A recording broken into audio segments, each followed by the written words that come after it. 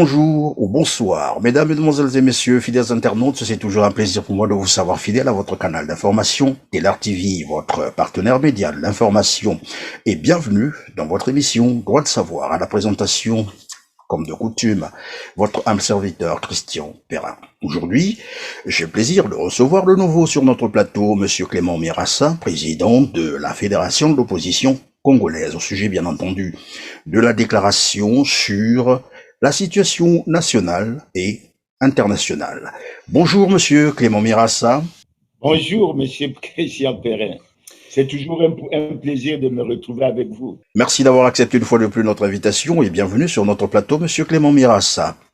Alors, vous avez rendu public une déclaration sur la situation socio-économique et politique du Congo-Brazzaville. Vous y avez d'ailleurs abordé également le volet international. Pouvez-vous nous rappeler les grandes lignes de cette déclaration? Oui, merci bien de me donner cette opportunité, cette occasion. Les grandes lignes, elles sont simples.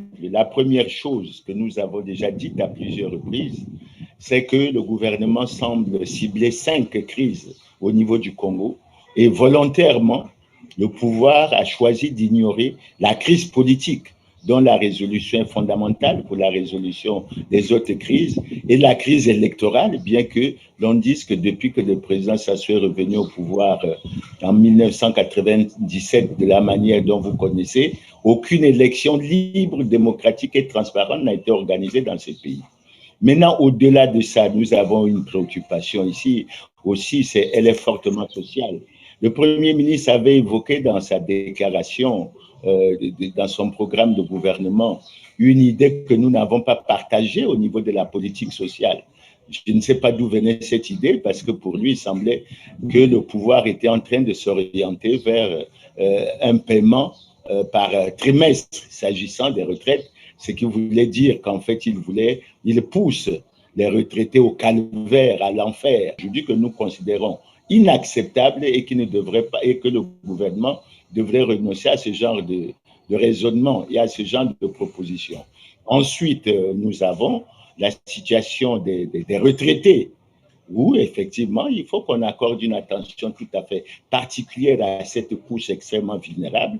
Et je pense que le gouvernement a fait le choix, je dis bien a fait le choix, de faire souffrir cette couche de la société congolaise. Et je me demande pourquoi. Parce que les raisons qui sont avancées sont des raisons qui ne tiennent pas, elles ne sont pas fondamentales, elles tiennent au non-respect des lois et règlements du pays, et on ne peut pas continuer à être comme dans une république bananière. Il y a des textes, il faut les respecter, et si ces textes sont respectés, les retraités ne devraient pas souffrir. Dans tous les cas, nous sommes à combien de mois déjà de pension impayée? Bon, je pensais qu'on était à 36 mois, mais j'ai suivi tout dernièrement une intervention du directeur général de la CREF qui disait qu'on était à 34 mois. Bon, j'espère, il faut que nous refassions le pointage. Mais enfin, on est pratiquement à 3 ans d'arriéré, ce qui n'est pas du tout normal. Et vous voyez bien qu'en fait, un retraité congolais touche pratiquement une pension tous les 4 mois, ce qui n'est pas du tout normal et ce qui est véritablement inacceptable. Mais alors, dans ce cas, évidemment, pour trouver une solution à ce problème de pension des retraités, le nouveau Premier ministre Anatole Kouliné-Makosso dit qu'il ne peut rassembler 11 milliards de francs CFA pour faire face à cette situation. Il ne peut rassembler que 4 milliards. Et donc, il propose le paiement d'une pension par trimestre. Est-ce raisonnable? Non, ce n'est pas du tout raisonnable. Et puis, il faut faire un peu le point des déclarations qui ont été faites. En décembre 2020, le Premier ministre sortant, M. Clément Mwamba, devant le Sénat, avait fait une déclaration qui avait retenu notre attention, parce qu'à l'époque, il a même peu ressorti que cela n'était pas mis au budget, ce qui est extrêmement grave, ce qui est une violation extrêmement grave des lois et règlements de la République, parce qu'il s'agit des cotisations sociales et il s'agit d'une dépense fortement prioritaire. Ensuite, nous avons suivi le directeur général de la CREF. Selon lui, il a avancé des chiffres qui nous font réfléchir. Selon lui, la masse salariale, d'après l'inspection générale de l'État, à fin 2019, que la masse salariale globale, c'était de 60 milliards de francs CFA.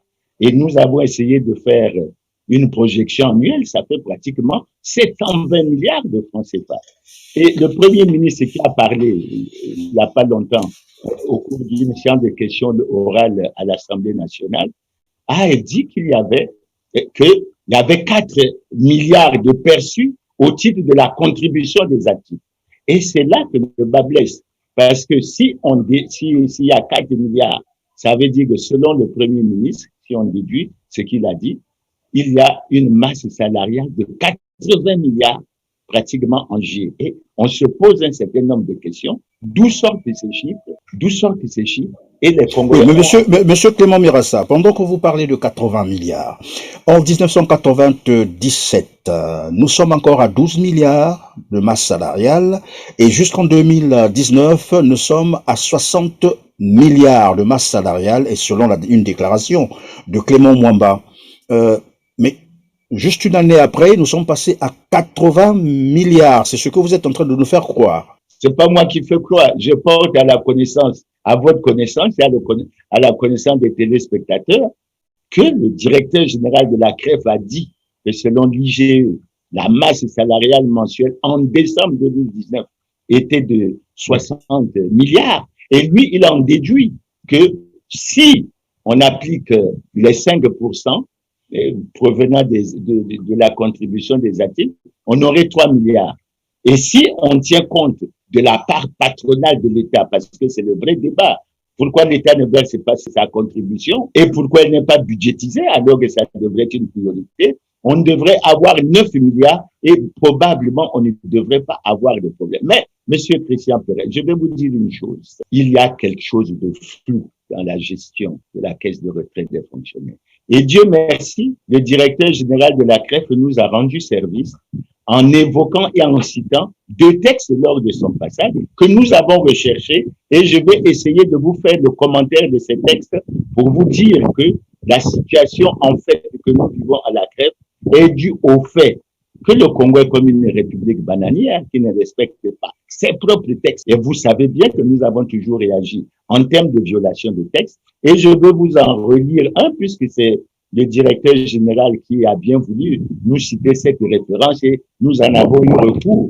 Je vais me référer à 2 articles et vous allez voir que la situation est véritablement dramatique et préoccupante. Je prends le décret 87-447 du 19 septembre 1987 portant création, organisation, etc. de la caisse de retraite des fonctionnaires. Qu'est-ce que je lis à l'article 9? Les opérations en recettes et en dépenses de la caisse de retraite font l'objet d'un budget préparé par le directeur général et adopté par le Conseil des ministres. Monsieur Christian Perret, depuis que le président Sassou est revenu au pouvoir, je n'ai nullement entendu un Conseil des ministres qui a adopté le budget de la CREF. Comment se gère la CREF? Sans budget, c'est une république véritablement bananière. Et je poursuis. Je vais prendre un autre article puisque lorsque le directeur général a fait son émission dans de Mac le Bazar, il s'est référé plutôt au dernier alinéa de l'article. Il aurait été plus intéressant pour lui de nous lire tout l'article.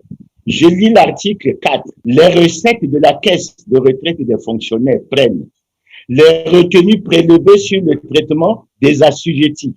À l'article 3, il s'agit entre autres de quoi? Mais des travailleurs, des fonctionnaires qui évoluent dans les organismes para-étatiques comme le CHU, parce que ça, on ne nous parle pas, on ne nous parle jamais des versements, de ce qu'on fait de cet argent qui est reversé par ces structures, CHU, le CHU, Université de Brazzaville et autres. Et je continue, ainsi que les contributions à la charge du budget de l'État. Deuxièmement, ça, ils n'en parlent jamais. Deuxièmement, la part attribuée à la caisse de retraite des fonctionnaires dans le produit des amendes, saisies et confiscations en matière de contributions, etc., douanières, etc. Ça, on nous a jamais parlé de ça. Depuis des années, est-ce que ça rentre? Est-ce que ça ne rentre pas? Qu'est-ce qu'on en fait? Tout comme je parlais des contributions qui proviendraient du CHU et de l'université. Et troisièmement, les revenus des placements mobiliers effectués. Quatrièmement, les revenus des placements immobiliers. Cinquièmement, les ressources extraordinaires. Et on finit par dire, en cas d'insuffisance des ressources définies ci-dessus, il peut être fait aliénation des valeurs mobilières immeubles acquis par la caisse à titre de placement. Donc, vous voyez que le gouvernement a fait exprès d'orienter l'esprit des Congolais sur le fait que c'est 11 milliards et ils ont fait croire aux Congolais que les 11 milliards provenaient de la contribution des actifs.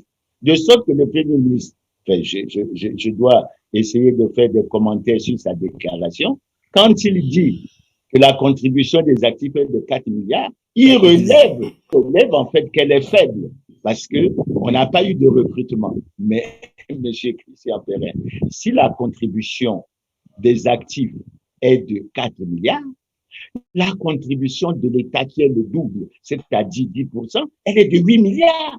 Comme la masse salariale mensuelle est de 80 milliards, la contribution des actifs de 5% est de 4 milliards. La contribution de l'État, d'après les dispositions d'un autre décret qui a été cité par le directeur général, la contribution de l'État serait de 10 milliards. Si vous prenez 4 milliards, vous ajoutez 10 milliards.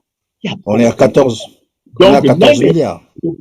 Au-delà de ce que il y a d'autres recettes qui viennent, qui sont encaissées par la CREF, comme je vous ai cité, dont on n'en parle pas.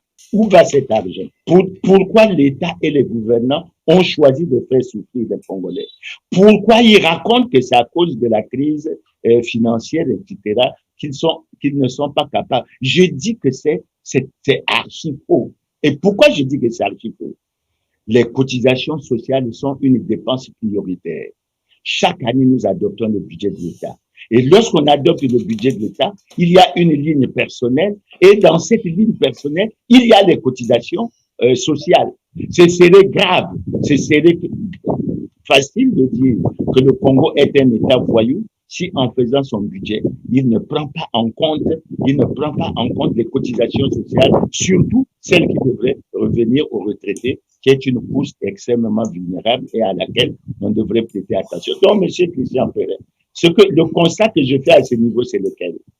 C'est la violation, une nouvelle fois, et le non-respect des lois et règlements de la République. Dans tous les cas, le Premier ministre lui-même a fait un rappel aux membres du gouvernement sur un certain nombre d'attitudes et de textes qu'il prenait. J'ai vu le ministre de l'administration du territoire qui a fait un rappel au préfet pour constater qu'en réalité, l'une des maladies graves de ce pays, c'est le non-respect des lois et règlements de la République, c'est-à-dire l'acceptation de ce que la crise politique dans ce pays est extrêmement importante. Et si on veut résoudre les problèmes, il faut résoudre les autres. Je vous ai déjà dit, et je le redis en parlant de ça, je vous ai déjà dit que le président de la République est en situation difficile d'incompatibilité constitutionnelle. Probablement qu'on va revenir sur, évidemment, le volet politique, mais revenons d'abord restons sur le volet social, évidemment, avec cette situation des retraités.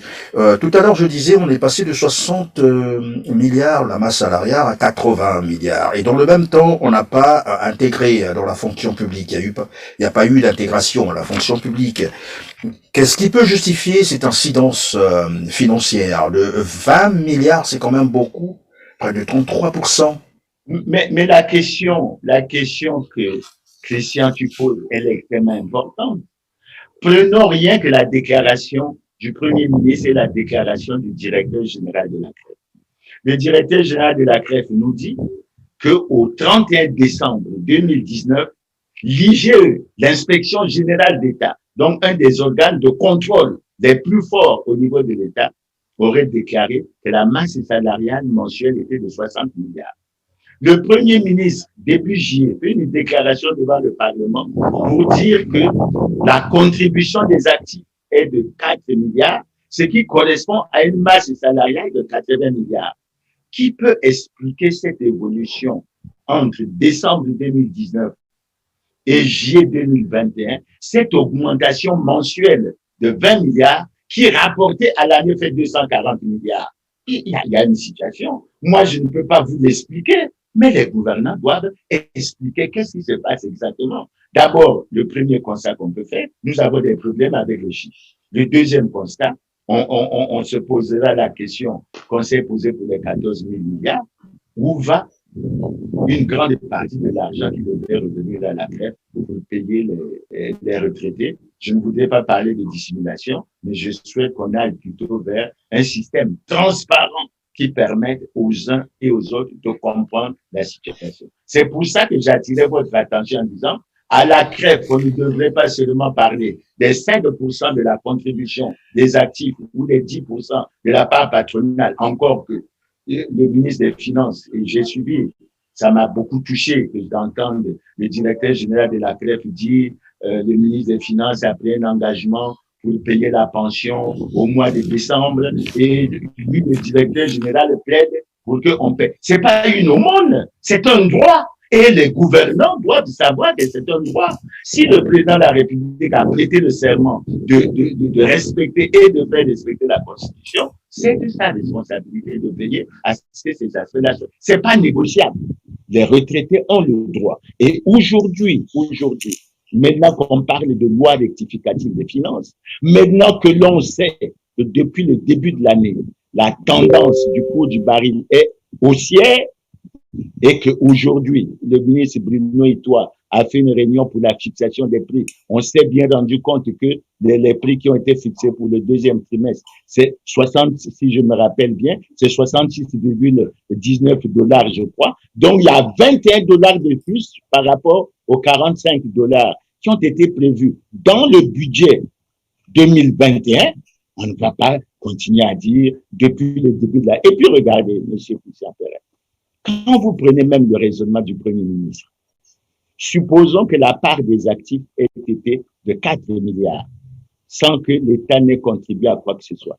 Nous sommes au 7e mois de l'année. Ça veut dire que depuis le début de l'année, on aura encaissé pour cette part des actifs 4 multiplié par 6, ça fait 24 milliards. D'où vient que depuis le début de l'année, on n'a payé qu'une seule pension. Le reliquat, 24 milliards moins 11, ça fait 13 milliards. Les 13 milliards là sont partis. Non, je crois, monsieur Christian Pelin, il faut qu'on arrête de faire souffrir les compatriotes. Et il ne faut pas qu'on prenne le prétexte de la crise économique et financière, parce que nous tous, nous pouvons interpréter les chiffres et nous tous, nous devons aller dans la transparence. Et je rappelle aux membres du gouvernement et au Premier ministre que la pension est une dépense prioritaire du budget de l'État. Je n'apprends rien, c'est une dépense prioritaire du budget de l'État. Et ils n'ont qu'à appliquer les textes tels qui ont été adoptés pour se rendre compte qu'ils ont fait le choix. Même quand on prend les 34 mois d'arriéré de pension, monsieur Christian, on se pose des questions. Nous avons connu dans ce pays ce qu'on a appelé le bloc des anciens retraités et le bloc des nouveaux. Le bloc des nouveaux est apparu à partir de quelle année? Le bloc des nouveaux est apparu à partir de novembre 2019. Ça veut dire que dès novembre et décembre 2016, où on a commencé à connaître 2 mois de retard de pension, encore que pour les 2 mois, la somme qui avait été allouée, c'est 9 milliards. Donc, je suppose qu'on pouvait payer les retraités de l'époque, ce qu'on appelle les anciens, avec une contribution de 4 milliards et demi le mois. Mais d'où vient qu'on a accumulé 34 mois d'arriérés, alors que chaque mois, l'État était censé reverser, ou le Trésor était censé reverser à la CREF la part des 4 milliards qui était la contribution des actifs. Les 4 milliards fois 36 mois, c'est cela? Oui, oui, bien sûr. Si le Premier ministre avance que la contribution ou la masse salariale mensuelle est de 80 milliards, ce qui amène à une masse salariale annuelle de 960 milliards, mais écoutez, M. Christian Perrin, je crois que et les gouvernants, et les membres du gouvernement, et les parlementaires, ils ont beaucoup de choses à nous expliquer. Moi, je suis heureux que ce débat qui était fermé entre la CREF, le ministère de la Sécurité, je suis heureux que ce débat vienne au niveau du public pour que nous soyons informés. Et j'ose espérer, parce que moi je suis retraité aussi, j'ose espérer que nos syndicats, ceux qui défendent nos cas, vont organiser des assemblées générales pour qu'ils nous aident également à ce que nous comprenions ça et que la négociation, leur rencontre ne se situe pas seulement au niveau du directeur général de la CREF ou au niveau du ministère du Travail, mais il faut que ce débat nous les donne. Oui, mais monsieur Clément Mirassa, est-ce que vous avez l'impression finalement qu'il y doit avoir un réseau mafieux dans ce domaine? Parce qu'on ne comprend rien du tout lorsque vous citez les chiffres, et lorsqu'on regarde la masse salariale, encore jusque-là, on ne sait pas combien de fonctionnaires actifs y a-t-il au Congo-Brazzaville. Vous avez une idée là-dessus? Non, vous parlez des réseaux mafieux. Moi, je raisonne terre à terre. Nous avons appris dans ce pays à un moment donné qu'il y avait un réseau mafieux au niveau de la CNCS qui faisait sortir pour certains compatriotes 200 millions par mois, 100 et quelques millions. Nous avons souhaité qu'une enquête soit faite. Mais est-ce que vous croyez que la CREF échappe à ça? Je ne crois pas que la CREF échappe à ça. Et c'est pour ça que dans la déclaration que nous faisons, non seulement nous demandons qu'il y ait un audit de la CREF, mais nous demandons le toilettage des effectifs de la CREF et nous demandons le respect des lois et règlements. Et l'audit devrait permettre de voir plus clair là-dessus. Parce qu'on a le sentiment que toutes ces structures sont dans la nébuleuse. À partir du moment où la CREF ne fait pas adopter son budget par le Conseil des ministres, je ne sais pas comment ça se passe, leur budget, comment ça se passe, puisqu'ils ne respectent pas les textes. À partir de ce moment, nous sommes dans une nébuleuse qui doit être arrêtée et on doit revenir vraiment à ce que l'on appelle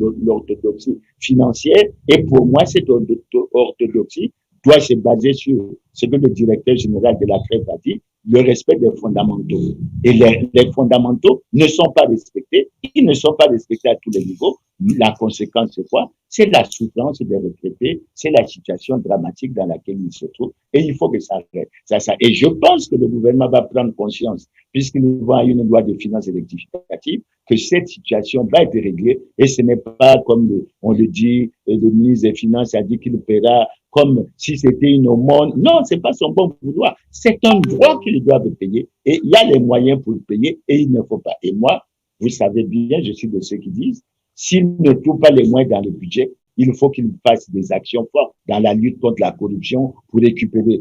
Je crois que vous avez évoqué l'autre fois des Congolais qui disposaient de 5 000 milliards dans les paradis fiscaux. Il faut aller avoir le courage d'aller mener ces démarches pour récupérer cet argent et régler le problème des retraités. Il y a aussi les boursiers, il y a des travailleurs qui sont parfois à 50 mois d'arriérés de salaire. Il faut que ces questions-là soient fondamentalement. Oui, mais monsieur Clément Mirassa, est-ce qu'il n'y a pas une procédure, il n'y a pas une manière pour, par exemple, le corps des retraités, s'il faut appeler ça comme ça, d'intenter, par exemple, les responsables de la CREF en justice pour comprendre exactement ce qui se passe? Nous avons des syndicats. Moi, je peux bien aller chercher à comprendre. Mais vous savez que ça sera vu sous l'angle beaucoup plus politique. Et l'information ne me sera pas donnée. Vous savez bien que, regardez, quand on a proclamé les élections ici, mais nous n'avons jamais été au courant du détail des chiffres, district par district, etc. Parce que c'est des chiffres qui sont considérés comme cachés, comme, etc., comme mystiques, comme mystérieux, etc. Si je m'en vais à la crève pour faire un travail, mais l'agent qui va me recevoir risque d'avoir des problèmes. Et ça m'étonne fort que le directeur général me donne toutes les informations dont j'aurais besoin. Mais au moins, à travers l'émission, le directeur général, il saura. Lorsque vous parlez du directeur général, de qui s'agit-il exactement? François Ah non, Ngimbi? il s'agit de mon petit frère et l'ancien ministre François Ngimbi qui gère la crève, je crois, depuis près de 4 ans. Depuis près de 4 ans, mais dans cette situation que j'essaie de vous révéler là, qui est une situation difficile pour les retraités. Qu'est-ce qu'il faut exactement? Quelle alternative pour finalement trouver une solution efficace et durable à la situation des retraités du Congo? Dans notre déclaration, nous avons fait un certain nombre de propositions. La première chose, nous avons pensé qu'il faut aller vers la transparence et la clarification des chiffres. Et il faut aller vers le fait que les retraités eux-mêmes puissent être au courant de ce qui les concerne en termes de chiffres. Bon, si vous me demandez, par exemple, il y a combien de retraités, j'aurais du mal parce que ça peut donner lieu à un certain nombre d'interprétations. Ça, c'est le premier volet. Le deuxième volet, moi, je n'ai pas confiance aux chiffres tels qu'ils sont donnés. Et on a le sentiment que dans cette masse de retraités, il n'y a pas de décès, il n'y a pas de ceci. Et on a le sentiment que le chiffre de la masse est pratiquement le même. C'est comme si, non, il faut un toilettage du fichier des retraités au niveau de la fonction publique. Ça, c'est ma ferme conviction. Maintenant, il faut un audit. Il faut un audit. On ne va pas prendre la parole. Je ne mets pas en doute la sincérité de mon petit frère de François Ndimbi, mais on dit toujours que la confiance n'exclut pas le contrôle. Il faut un audit sérieux de cette boîte et ensuite il faut prendre les dispositions pour que tout ce que je vous ai dit par rapport au décret que j'ai cité, c'est-à-dire les ressources provenant des structures ou para-étatiques et autres, comme le CHU, etc., que ça soit visible, les amendes ou quoi provenant des saisies ou quoi douanières ou quoi, il faut que ça soit. Il y a tout un tas. Maintenant, quand les gouvernants prennent la parole, ils ne parlent que de ce qui est reversé par l'actif et de ce qui est reversé par l'État. Et moi, je vous dis, monsieur Christian Perret, si vous vous basez sur les chiffres qui sont donnés par le Premier ministre, mais moi, j'en conclus que la CREF devait être dans une situation financière bien solide. Parce que si les actifs contribuent pour 4 milliards et le Premier ministre a fait sa déclaration au début du mois de juillet, si l'État verse ces 10%, ça fait 8 milliards, ça fait 12 milliards. Et si j'ajoute ce qui provient du CHU, de l'université, etc., si j'ajoute ce qui provient des saisies douanières ou autres, etc., tel que c'est prévu, moi, je ne vois vraiment pas quelle serait la difficulté de la grève à avoir une situation financière solide et une bonne gestion. Mais je dis que là aussi, il faut que les directeurs généraux de la grève fassent l'effort. Je ne sais pas qu'est-ce qui se passe à leur niveau. Leur budget tel que c'est prévu par leur propre texte doit être adopté par le Conseil des ministres. Et s'ils font adopter ce budget par le Conseil des ministres, je ne vois pas comment le Conseil des ministres n'en tiendrait pas compte au moment de l'adoption du budget. Parce qu'il ne faut plus être dans cette situation et je crois qu'il faut regarder un peu à l'intérieur de la crève. Il y a un certain nombre de réformes qui doivent être faites et je crois le gouvernement doit avoir des moyens de le faire. Mais cette vision qui consistait à dire que c'était le mode de la répartition, non, c'est archi faux. Parce que je dis au gouvernement, si vous respectez les textes, vous, au niveau de la crève, nous devons avoir près de 12 milliards.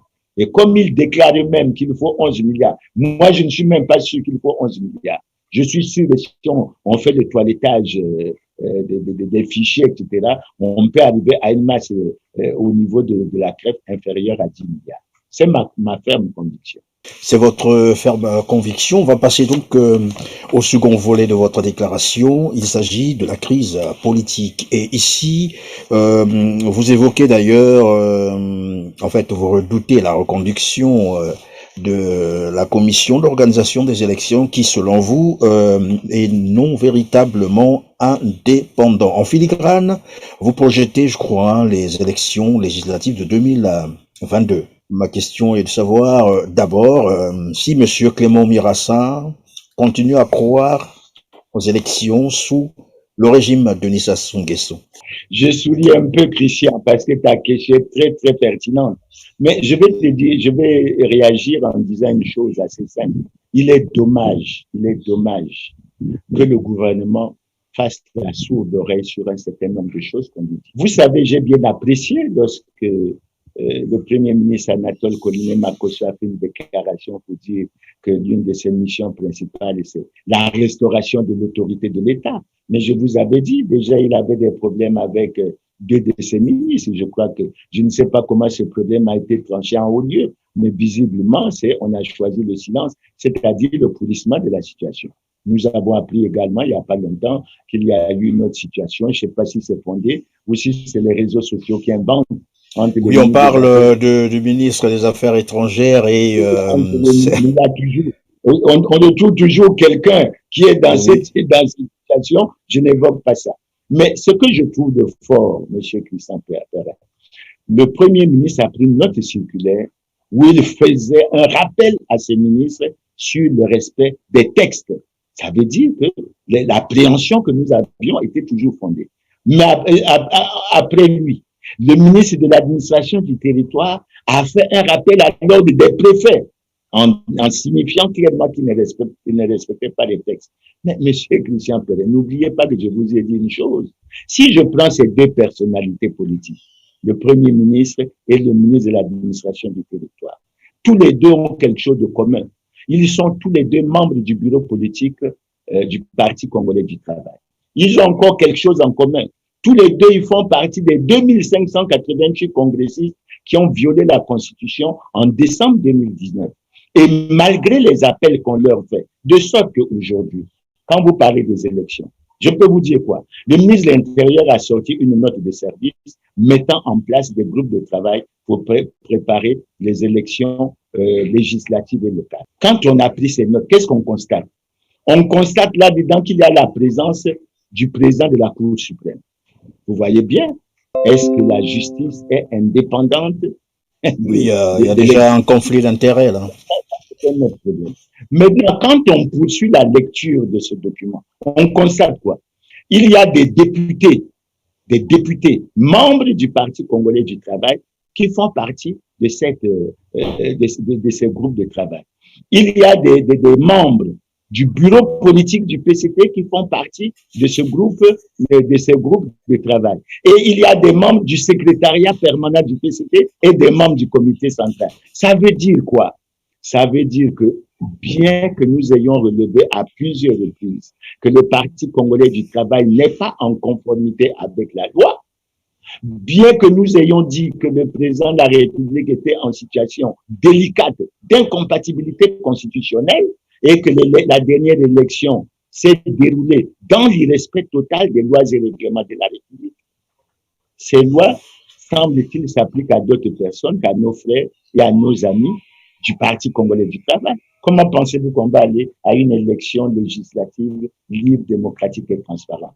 Et vous voyez bien que dans cette déclaration, nous demandons au ministre de l'Administration de procéder à l'abrogation de sa note et ensuite nous lui demandons de sanctionner les partis qui ne sont pas en conformité avec la loi. Et parmi ces partis, il y a le Parti congolais du travail. Comment il va faire puisqu'il est membre du parti, il est membre du bureau politique du Parti congolais du travail et le président de la République est président du Parti congolais du travail. C'est tout ça qui nous fait dire que nous sommes encore très loin, mais nous avons confiance en quelque chose, M. Christian Perrin.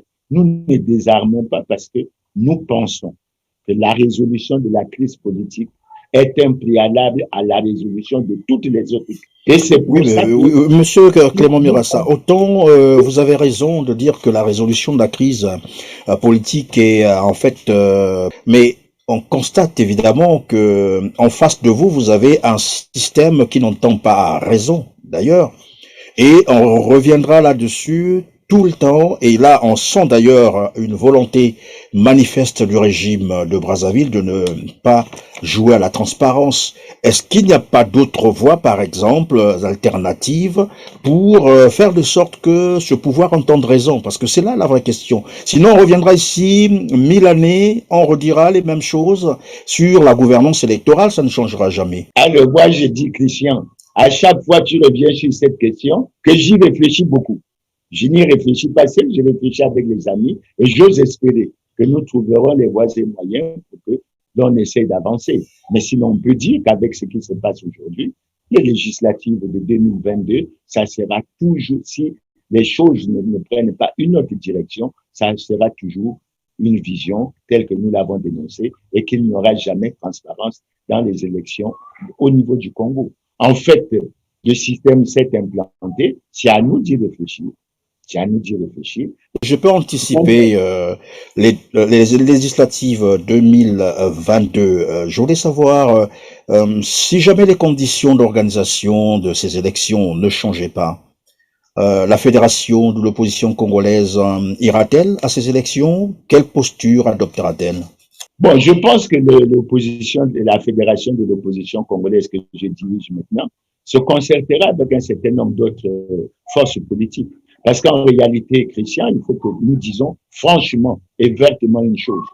Nous nous sommes rendus compte que ce n'est pas le pouvoir qui est trop fort, mais c'est l'opposition qui est très faible. Donc, il faut que nous travaillions à ce que l'opposition sorte de cette faiblesse. Et il faut, et j'en profite pour attirer l'attention de nos militants, il faut que les militants sortent de la peur.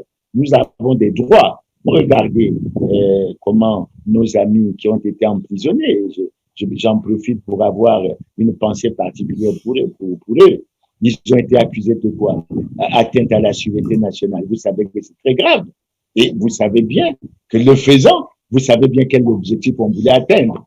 C'était étouffer les initiatives prises par Clément Mirassa, prises par Polema. En fait, nous avions également perçu ça. Mais nous disons à nos militants que nous avons des droits. Ils sont constitutionnellement reconnus. Et par rapport à ces droits, il faut que nous ayons un plan d'action qui fasse que nous sortons de la situation de faiblesse dans laquelle nous sommes aujourd'hui et qui n'est pas bonne parce que malgré tout, ça nous fait endosser également une grosse part de responsabilité de la situation du Congo. Et on ne doit pas toujours se plaindre. Il faut qu'à un moment donné, nous soyons capables d'avoir également une alternative qui nous fasse avancer. Est-ce que c'est là un appel à l'endroit de la population congolaise de prendre ses responsabilités? Parce qu'on dit toujours une opposition n'est forte que si elle a, bien entendu, la population derrière elle. Quel est le rapport de force actuellement sur le terrain? Bon, mais en tout cas, nous allons prendre conscience de nos faiblesses, Christian. Et en prenant conscience de nos faiblesses, nous allons réfléchir aux voies et moyens de sortir de cette situation que nous déplorons fortement. Je crois que vous avez suivi il n'y a pas longtemps, nous avons entendu des voix s'élever pour dire que il fallait aller au rassemblement de l'opposition, etc. Bon, mais ceux qui ont lancé ça, nous les connaissons suffisamment. Je crois qu'ils ont dû certainement réfléchir à la chose. Mais ce qu'on peut dire, je profite de ça pour essayer de donner une réponse à ces frères. Mais nous avons lancé un appel pour le rassemblement des démocrates congolais le 29 janvier 2021. Nous n'avons pas vu, il y en a qui nous ont rejoints, mais nous n'avons pas vu beaucoup nous rejoindre. Donc, c'est pas la peine de continuer à faire un peu cette politique, etc. Il faut que nous allions, mais la véritable opposition, parce que vous constatez aujourd'hui, je constate d'ailleurs un phénomène que je trouve extrêmement dangereux, des frères, des acteurs politiques qui ont pris le micro pour dire qu'ils soutenaient la candidature du président Sassou, qui ont fait campagne pour le président Sassou et qui, après l'élection, soit disant que le président Sassou a été brillamment élu avec 88,40%, mais ils continuent à déclarer qu'ils sont à l'opposition. Et je me pose la question, mais pourquoi ils ne rejoignent pas la majorité présidentielle? Je crois que c'était leur choix. Est-ce qu'on ne les accepte pas là-bas ou quoi? Qu'est-ce qui se passe? Je n'en sais rien. Mais nous, à l'opposition, nous les considérons comme étant des membres de la majorité présidentielle. Des troubles faits alors. Donc, alors pour terminer, c'est le dernier volet. Hein, vous avez évoqué évidemment un volet international. Et ici, vous faites allusion à l'interview accordée par le président Patrice Talon, qui parlait évidemment de l'alternance démocratique. Faisons allusion au nombre des mandats présidentiels. Qu'est-ce qu'on peut retenir de cet aspect exactement? C'est un aspect qui me va droit au cœur, Christian, parce que le combat que nous avons mené pour nous opposer au changement de constitution a été un combat très, très rude. Et beaucoup de militants, beaucoup de jeunes ont perdu de leur vie.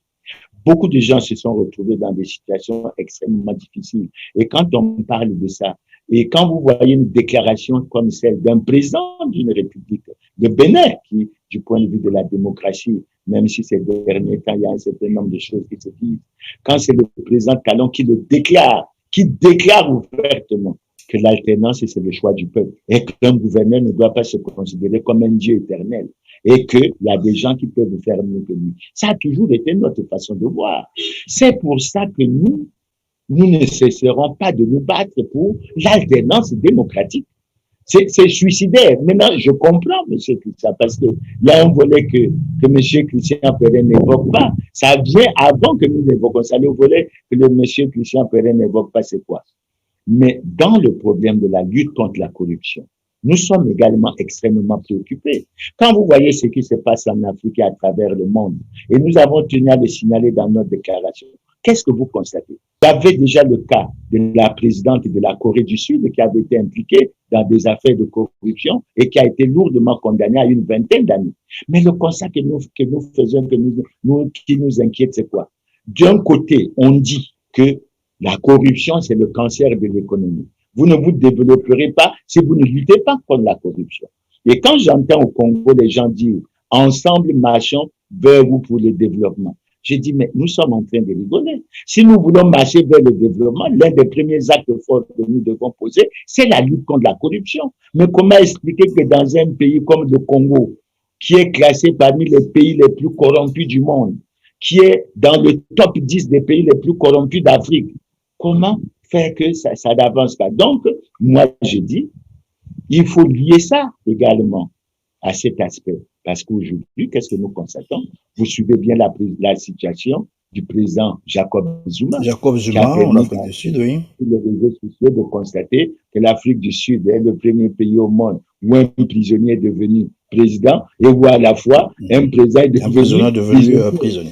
Nous évoquons le problème également du président Mohamed Ould Abdelaziz de la Mauritanie, dont le procès, je pense, ne devrait pas tarder, qui a été président il n'y a pas longtemps, que j'ai admiré parce que lui aussi, il s'était opposé à la recherche d'un troisième mandat. Et rien que pour ça, j'avais beaucoup d'admiration pour lui.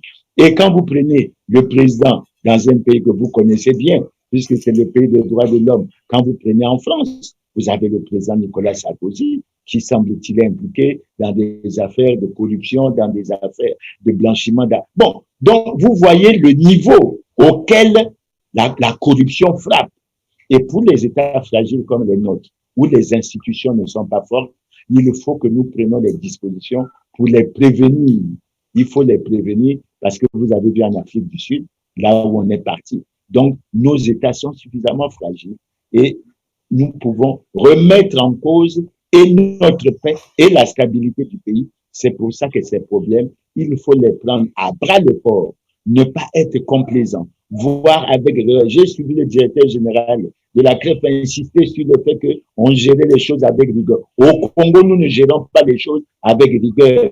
Sinon, on n'aurait pas ce niveau d'endettement, sinon on ne serait pas dans la situation d'aujourd'hui. Donc, je pense, c'est en ça que je reviens à la question, vraiment, j'ai beaucoup d'admiration pour la déclaration que le président Talon a faite. Ça nous a donné du bon au cœur et ça nous permet de nous tourner vers nos militants, ça nous permet de nous tourner vers les Congolais pour dire nous avions eu raison de nous battre pour l'alternance et pour nous opposer. Et il faut que nous nous battons pour que nous revenions à la limitation des mandats et que c'est une bonne chose. Maintenant, si les présidents ont peur qu'après leur mandat, ils ne soient poursuivis, ils n'ont qu'à gérer le pays dans les règles de bonne gouvernance, de transparence et de rigueur. Ils ne subiront pas ce que le président Jacob Zuma et les autres sont en train de subir aujourd'hui. Donc voilà. C'était un message que vous envoyez à Denis Sassou Nguesso, c'est cela? Non, c'est un message que je nous envoie à nous tous, y compris les gouvernants actuels, y compris ceux qui seront là demain. Parce que, monsieur Christian Perrin, j'étais très jeune. Et j'entonnais avec beaucoup d'enthousiasme et beaucoup de joie la chanson Youlou a tout volé. Et quand j'ai vieilli, j'ai eu l'occasion de poser la question au cours d'une réunion. Je me dis, mais enfin, j'ai chanté que Youlou a tout volé. Qu'est-ce qu'il a volé? Et je me suis fait entendre dire au cours de cette réunion chrétienne qu'en réalité, la commission qui avait été mise en place pour établir les responsabilités sur les vols de Youlou n'a jamais rien pu obtenir. Donc, ce n'est quand même pas très sérieux. Mais après Youlou, il faut reconnaître que le niveau de vol au Congo est devenu extrêmement exorbitant. Prenez bien ce qui se passe à la SNCF. Vous trouvez normal comme ça qu'une structure comme la SNCF sorte 200 millions chaque mois pour un Congolais ou 100 et quelques millions, c'est quoi? Et ça se justifie par quoi? Et après les retraités de la crève, ils ne se retrouvent pas. Donc il faut que nous prenions les responsabilités. Il ne faut pas parler seulement de la lutte contre les antivaleurs du bout des lèvres. Il faut y aller effectivement. Et malheureusement, quand on y va, notamment pour nous, je me rappelle un collègue, un ancien ministre qui nous disait, mais écoutez, là où nous sommes passés, nous avons parfois laissé des cacheroles. Ça veut dire quoi? Que pour nous tous, le chemin de la maison d'arrêt peut être balisé, mais il faut l'accepter. Et moi, j'ai eu beaucoup d'admiration pour le président Zuma lorsqu'il a accepté d'aller à la maison d'arrêt et lorsqu'il est en train de vivre cette expérience. Je crois que ce n'est pas facile pour un ancien président, mais pour le respect de la démocratie du pays, pour le respect de la paix, je crois que c'est une bonne chose et il faudrait qu'on y pense. Voilà, c'est aussi la fin de cette émission. Merci, Monsieur Clément Mirassa, d'avoir répondu à toutes nos questions. Je rappelle que vous êtes président de la Fédération d'opposition congolaise. Vous répondez là sur la déclaration que vous avez rendue publique sur la situation nationale et internationale. Vous serez toujours le bienvenu sur notre plateau. Quant à vous, chers téléspectateurs, en tout cas, merci de vous avoir compté une fois de plus parmi nous. Restez toujours fidèles à votre canal d'information TLR TV. TLR TV, c'est l'information au cœur de la Renaissance. On se retrouve très prochainement. Merci.